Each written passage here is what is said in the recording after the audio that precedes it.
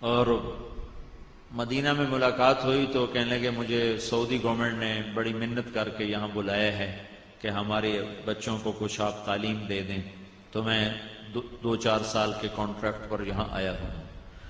تو امت کے تمام طبقات، ان پڑھ پڑھے لکھے، ناچنے والیاں، اور امت کا وہ طبقہ جن کو آپ دیکھ کر نفرت کرو، یہ خسرے۔ مجھے کافی عرصے خیال آتا تھا کہ خسرے بھی تو اللہ کے نبی کی امت ہیں، ان کو بھی تو ہمیں ایمان کی دعوت دینی چاہیے۔ مجھے کافی عرصہ مجھے خیال آتا۔ تو ایک دفعہ ہمارے علاقے میں، ہمارے تلمبہ میرا ہوم ٹاؤن ہے، اس کے قریب میرا گاؤں ہے، تو ایک جماعت آئی جس میں کچھ پرانے گانے والے تھے، گلوکار تھے، اور ایسے ہی وہ ناچ گانے کے بھی ماسٹر تھے، لیکن اب وہ تبلیغ میں چل رہے تھے۔ تو میں نے ان سے کہا یار یہاں ہمارے خسروں کا اڈا ہے، وہاں جا کے ان کو لے کر آؤ کسی سے۔ وہ گئے تو انہوں نے ایک مقامی آدمی ساتھ کیا، تو اب وہ بعد میں خود بتانے لگے کہ جب ہم نے وہ جھری میں سے جب ناک کیا نا تو جھری میں سے دیکھا تو ان کا بڑا گرو تھا، بھاگی اس کو کہتے تھے۔ تو بھاگی نے پوچھا کون ہے؟ کہ ایک بندہ ہے تے باقی مولوی ہیں۔ وہ جس کی داڑھی نہیں تھی نا، کہ ایک بندہ ہے تے باقی مولوی ہیں۔ اچھا دروازہ تک کھولو۔ انہوں نے دروازہ کھولا، وہ جا کے بیٹھ گئے، تو وہاں کوئی انڈین فلم لگی ہوئی تھی، وہ دیکھ رہے تھے۔ تو انہوں نے کہا بھائی ہم نے آپ سے کوئی بات کرنی ہے اللہ رسول۔ کہنے لگے حالی تسی فلم ویکھ رہے۔ انہوں نے کہا ویکھو بھائی۔ وہ چپ کر کے بیٹھے رہے۔ جب فلم ختم ہو گئی کہا بھائی اب ہم نے آپ سے بات کرنی ہے۔ انہوں نے کہا جی اسی حالی اپنا ریاض کرنا ہے، کرو بھائی۔ تو انہوں نے ناچنا شروع کر دیا، تو آدھا پونا گھنٹہ وہ ناچتے رہے، یہ چپ کر کے بیٹھے رہے۔ انہوں نے کہتا یہ کیوں جو مولوی ہیں جڑے جاندے ہی کوئی نہیں۔ انہوں نے بعد میں خود بتایا کہ ہم نے سوچا جب ہم ناچیں گے تو جو خود ہی بھاگ جائیں گے، توبہ توبہ کریں دے، لا حول ولا پڑھ دے، وہ تو گئے ہی کوئی نہیں۔ میں کہہ لگا ہوں سننی پڑے گی۔ تو انہوں نے پھر کہا اچھا جی ہوں سناؤ کی گل ہے۔ تو وہ ایک ان میں تھا نوجوان، طارق اس کا نام ہے، ادھر لاہور کا ہے، وہ ون مین شو میں بہت ماسٹر پیس آدمی ہے۔ تو اس نے ان سے بات کی، تو ان کا جو گرو تھا نا بھاگی، وہ تیار ہو گیا ساتھ آنے کے لیے۔ تو وہ اس کر لے کر مسجد میں آئے۔ تو میں نے کہا اس کو پہلے نماز پڑھاؤ۔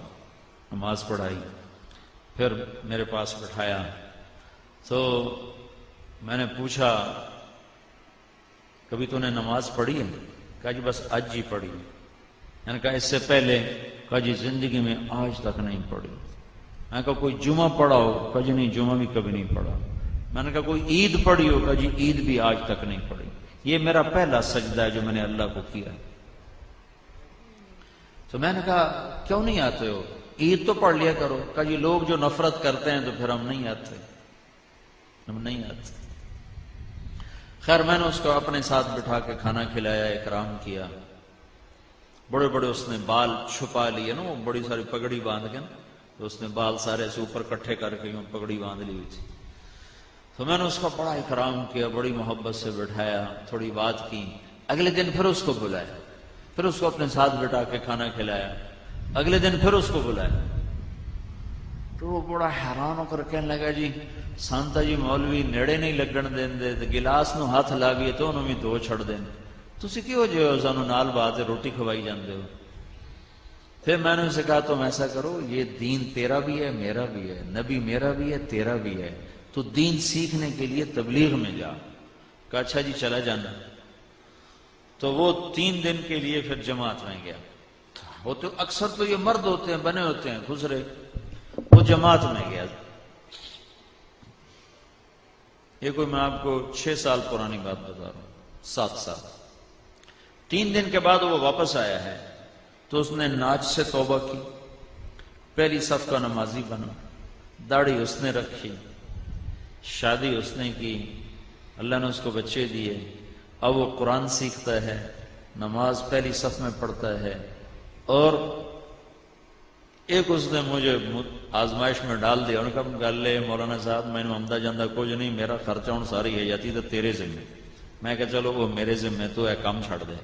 وہ کہا ہم تو تنکا توڑ کے راضی نہیں ہے تو اب مجھے کام تو کوئی آتا کوئی نہیں، لہذا میرا خرچہ تو نے اٹھانا ہے، جب تک تو زندہ ہے یا میں زندہ۔ میں نے کہا چل ٹھیک ہے، جب تک میں زندہ ہوں تو زندہ ہے، تیرا خرچہ میں اٹھاؤں گا۔ اس نے کوئی 10 ناچنے والوں کو بلا کر میرے سامنے ان کے بال کٹوائے، ان سے توبہ کروائی۔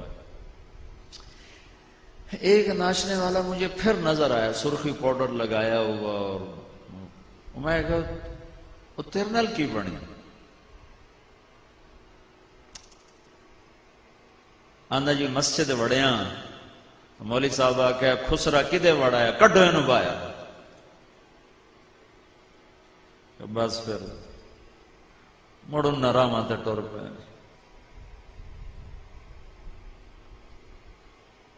ہمارے تلمبا میں بہت پرانا بازار حسن ہے۔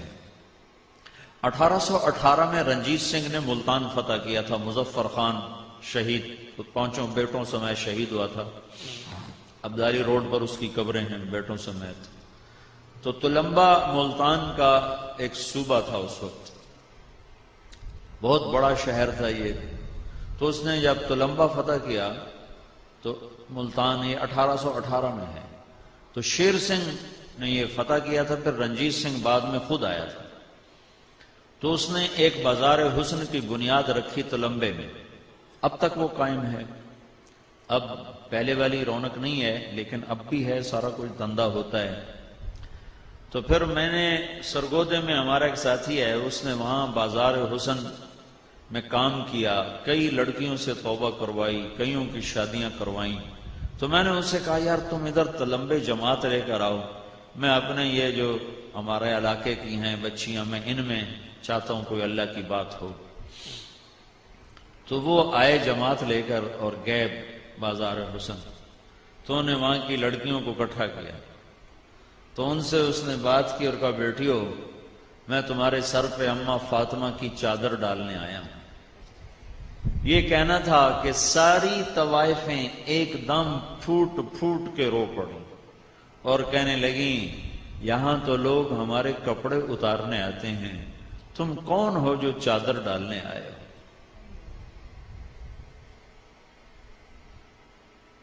اتنا روئیں کہ اس کو بھی رلا دیا کہ یہاں تو ہمارے کپڑے اتارنے لوگ آتے ہیں، تم کون ہو جو چادر ڈالنے آئے ہو؟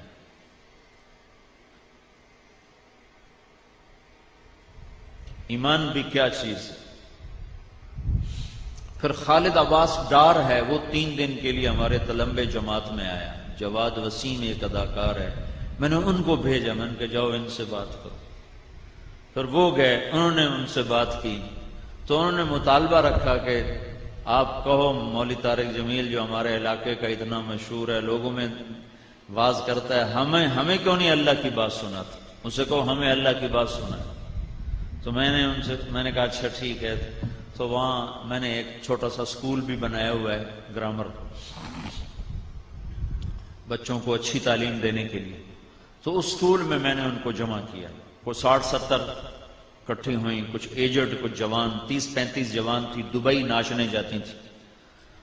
تو میں نے ان میں بیان کیا، میں نے صرف کیا بیان کیا کہ عورت کا دین میں کیا مقام ہے، جب یہ ماں ہوتی ہے تو کیا مقام ہے، بہن ہوتی ہے تو کیا مقام ہے، بیوی ہوتی ہے تو کیا مقام ہے، بیٹی ہوتی ہے تو کیا مقام ہے۔ جب میں نے یہ بیان کیا کہ اللہ کے نبی نے فرمایا تھا کاش میرے ماں باپ زندہ ہوتے، اور نہیں تو میری ماں تو ہوتی، اور میں عشاء کی نماز کے لیے مصلی پہ ہوتا اور سورۃ فاتحہ شروع کر چکا ہوتا، اور ادھر سے میرے گھر کا دروازہ کھلتا اور میری ماں مجھے کہتی بیٹا محمد، تو میں اپنی ماں کی خاطر نماز توڑ دیتا، اور میں کہتا جی اماں جان میں نماز دوبارہ شروع کر ساں، تساں حکم کرو کی حکم۔ تو وہ اتنا روئیں، وہ کون عزت بیچتا ہے؟ جب مالدار لوگ زکوٰۃ نہیں دیتے تو پھر طوائفوں کے اڈے آباد ہو جاتے، پھر عزتیں نیلام ہو جاتی۔ قربان جاؤں اللہ کی رحمت۔ میرے نبی نے فرمایا بنی اسرائیل میں ایک نوجوان تھا جس کا نام تھا کفل۔ ہر رات نئی لڑکی اس کے پہلو میں آتی تھی۔ ایک رات ایک لڑکی کو لے کر آیا 60 دینار.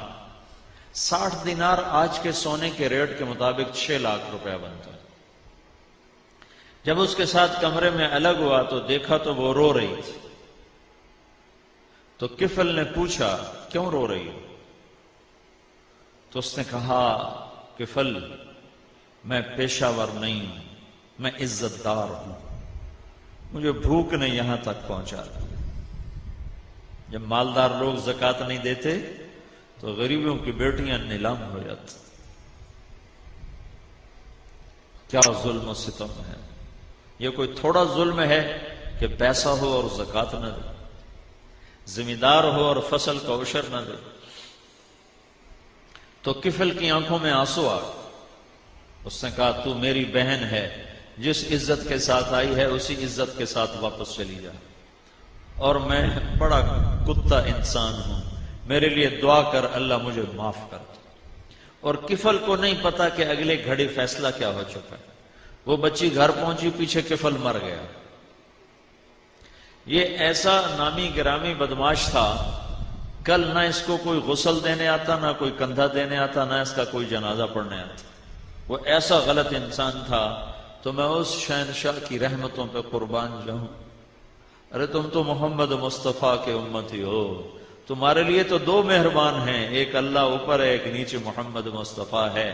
وہ تو بنی اسرائیل کا ہے، اس کے پیچھے تو محمد مصطفیٰ کی پشت پناہی نہیں ہے. لیکن میرے اللہ نے کیا کیا، جب صبح ہوئی تو لوگوں نے دیکھا کفل کی دیوار کے اوپر لکھا ہوا تھا ان اللہ قد غفر للکفل، اللہ نے کفل کو معاف کر دیا ہے، جاؤ جنازہ پڑھو، جاؤ کفن دو، جاؤ دفن کرو، جاؤ کندھا دو، کہ جس رب نے پکڑنا تھا اس نے معاف کر دیا.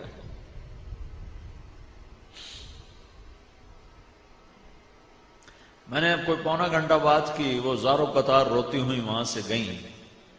تو 2-3 دن گزرے تو مجھے خبریں آنی شروع ہوئیں کہ ایک بچی بھاگ گئی، اپنے رشتہ دار کوئی اور تھے، ان کے جا کے پاؤں میں گر گئی، میری کہیں شادی کرا دو، مجھے اس گند سے نکال دو.